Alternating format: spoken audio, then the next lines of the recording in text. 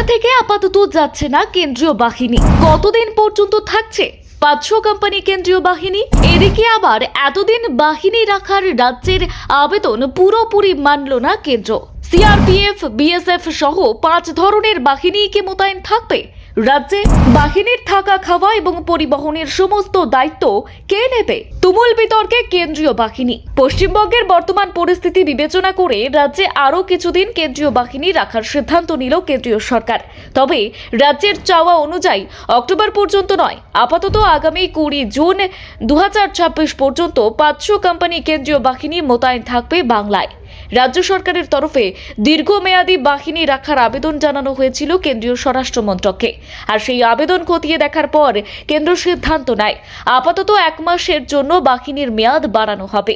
ফলে আগামী 20 জুন পর্যন্ত রাজ্যের বিভিন্ন প্রান্তে কেন্দ্রীয় বাহিনীর জওয়ানরা মোতায়েন থাকবেন। সূত্রের খবর, এই 500 কোম্পানির মধ্যে সবচেয়ে বেশি থাকবে সিআরপিএফ। মোট 200 কোম্পানি সিআরপিএফ জওয়ান মোতায়েন করা হবে। এছাড়াও থাকবে 150 company BSF, 50 company CISF, 50 company ITB এবং 50 কোম্পানি এসএসবি। তবে বাহিনী রাখার পাশাপাশি কেন্দ্র রাজ্য সরকারকে বেশ কিছু করার নির্দেশও দিয়েছে। জানানো হয়েছে, বাহিনীর যাতায়াত, থাকা, খাওয়া, পরিবহন, রসদ এবং অন্যান্য প্রশাসনিক ব্যবস্থার পুরো দায়িত্ব পশ্চিমবঙ্গ সরকারকেই নিতে হবে। বাহিনীর প্রয়োজন অনুযায়ী দ্রুত সমস্ত পরিকাঠামো প্রস্তুত রাখার নির্দেশও দেওয়া হয়েছে।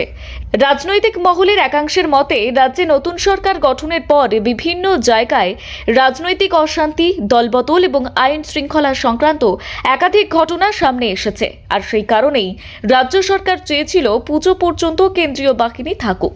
কিন্তু কেন্দ্র আপাতত মাত্র 20 জুন পর্যন্ত অনুমতি দিয়েছে। এখন নজর থাকবে 20 জুনের পরে এই বাহিনী তুলে নেওয়া হবে নাকি রাজ্য সরকার ফের মেয়াদ বাড়ানোর আবেদন করবে। ব্যুরো রিপোর্ট, গলসি বার্তা।